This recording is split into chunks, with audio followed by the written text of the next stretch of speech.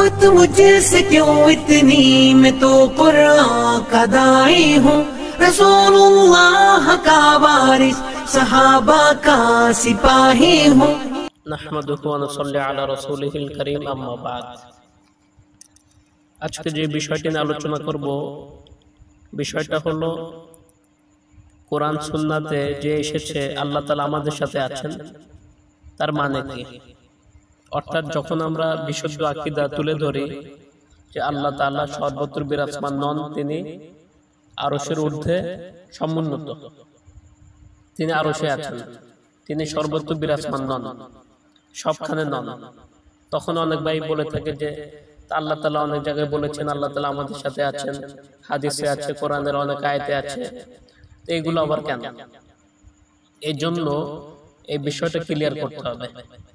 আল্লাহ তাআলা সর্বত্র বিরাজমান নন, আল্লাহ তাআলা আরশের ঊর্ধ্বে আছেন, এটা কোরআনে আছে, এটাই সঠিক আকীদা। আর যে সমস্ত আয়াতে এবং হাদিসে আছে যে আল্লাহ তাআলা আমাদের সাথে আছেন, সেই সমস্ত আয়াত এবং হাদিসগুলি ব্যাখ্যা সাপেক্ষ, এই ব্যাখ্যাগুলি আমাদেরকে বুঝতে হবে। তো এর মানে আল্লাহ তাআলা আমাদের সাথে আছেন কোরআন সুন্নাতে যে এসেছে, এর অর্থ এটা না যে তিনি সত্তাগতভাবে আমাদের সাথে আছেন, বরং তিনি আরশে সমাসীন, যেমন ভাবে তার মর্যাদার সাথে মানায়। তিনি সবকিছু দেখেন, সব শোনেন। তিনি আমাদের সাথে আছেন শোনা, দেখা, জ্ঞান, কর্তৃত্বের মাধ্যমে। তিনি তার বান্দাদের সাথে আছেন তাদের সাহায্য করা, বিজয় দেয়া, বিপদে উদ্ধার করা, সাফল্য দেওয়ার মাধ্যমে। এর অর্থ এটা না যে বান্দার সাথে একেবারে মিশে আছে। এরকম পীরপন্থীরা আকীদা পোষণ করে ওয়াহদাতুল উজুদ, হুলুলের আকীদা, আল্লাহ তাআলা ওলির সাথে মিশে যায়, চিনির সাথে যেমন পানি মিশে যায়, তেমন বান্দার সাথে আল্লাহ তাআলা মিশে যায়। এই সমস্ত শিরকি আকীদা, এই সমস্ত আকীদা পোষণ করলে সাথে সাথে সে ইসলাম থেকে বের হয়ে যাবে। কারণ স্রষ্টা এবং সৃষ্টি দুইটার মধ্যে পার্থক্য আছে, দুইটাকে একাকার করা যাবে না, এরা বেদাতি আকীদা। তো আল্লাহ তাআলা যেরকম পবিত্র কোরআনে ইরশাদ করেছেন, লিতা'লামু আন্নাল্লাহা আলা কুল্লি শাইইন কাদির ওয়া আন্নাল্লাহা ক্বাদ আহাতা বিকুল্লি শাইইন ইলমা, যেন তোমরা জানতে পারো যে আল্লাহ তাআলা সর্ববিষয়ে ক্ষমতাবান এবং আল্লাহর জ্ঞান সবকিছুকে বেষ্টন করে আছে। সূরা তালাক 12 নম্বর আয়াত। এই আয়াতে বিষয়টি পরিষ্কার করা হয়েছে যে আল্লাহ তাআলা তার ইলম ও জ্ঞানের মাধ্যমে সবকিছুকে পরিবেষ্টন করে আছেন। এই অর্থেই হাদিসে কুদসিতে বর্ণিত হয়েছে, ওয়ামা তাকাররাবা ইলাইয়া আবদি বিশাইইন আহাব্বা ইলাইয়া মিম্মা ইফতারাতুহু আলাইহি ওয়ামা ইয়াজালু আবদি ইয়াতাকাররাবু ইলাইয়া বিন-নওয়াফিলি হাত্তা উহিব্বাহু ফাইযা আহবাবতুহু কুনতু সামা'আহু আল্লাযী ইয়াসমা'ু বিহি ওয়া বাসারাহু আল্লাযী ইবসিরু বিহি ওয়া ইয়াদাহু আল্লাতী ইয়াবতিশু বিহা ওয়া রিজলাহু আল্লাতী ইয়ামশি বিহা ওয়া ইন সাআলানি লাউ'তিয়ান্নাহু ওয়া লা ইন ইসতা'আযানি লাউ'ঈদান্নাহু ওয়া মা তারাদতু আন শাইইন আনা ফা'iলুহু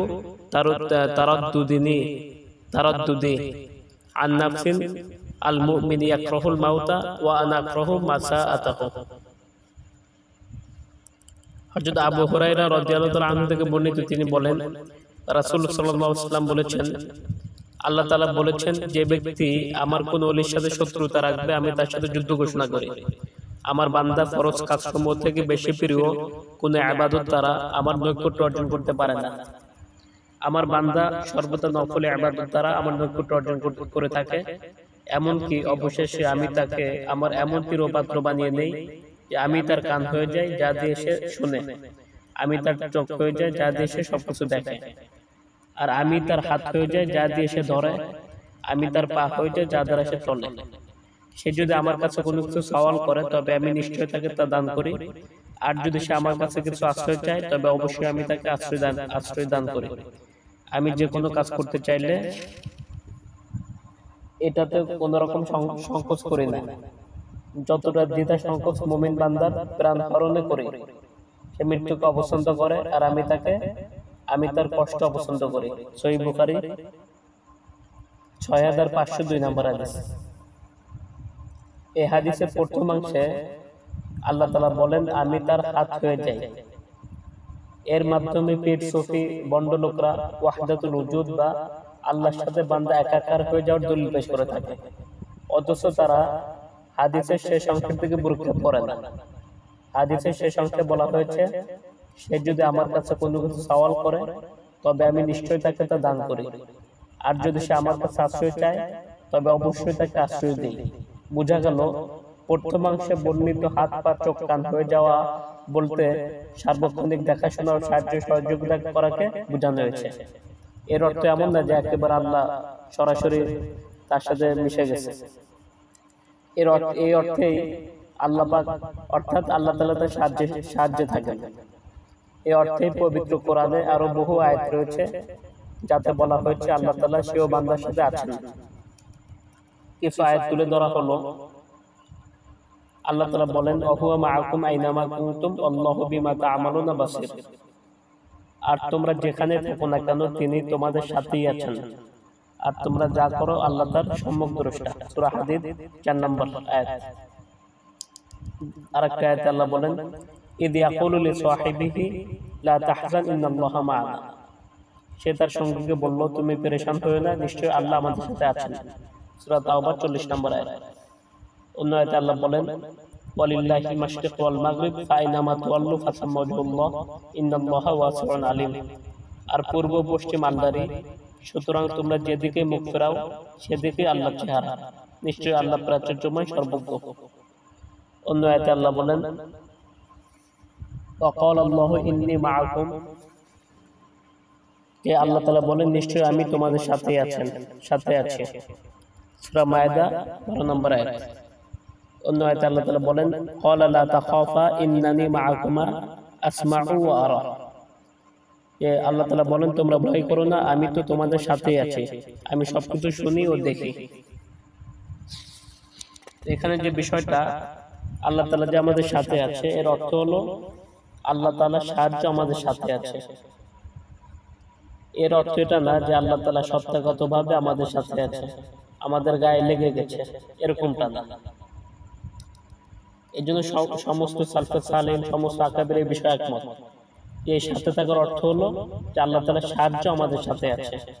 মূলত এই জাতীয় বাক্যগুলো সাহায্য সহানুভূতি করার ক্ষেত্রে ব্যবহার করা হয়ে থাকে। যেমন প্রধানমন্ত্রী কাউকে বলল, যাও অমুক কাজটা তুমি করো, আমি তোমার সঙ্গে আছি। এর মানে হলো আমার সাহায্য সহানুভূতি তোমার সঙ্গে থাকবে। এর মানে এই নয় যে প্রধানমন্ত্রী তার সঙ্গে সত্তাগতভাবে মিশে যায়। এই বিষয়টা একটি সাধারণ লোকও বুঝে, কিন্তু সুফিবাদীরা নিজেদের ভ্রান্ত মতের সপক্ষে উপরোক্ত আয়াতসমূহ ও হাদিসগুলি অপব্যাখ্যা করে থাকে, অপব্যবহার করে থাকে। আল্লাহ তাআলা আমাদেরকে এই সমস্ত গোমরাহি আকীদা, ওয়াহদাতুল ওজুদের আকীদা, হুলুল আকীদা, এগুলো থেকে দূরে থাকার তৌফিক দান করুন। ওয়া মা আলাইনা ইল্লাল বালাগ।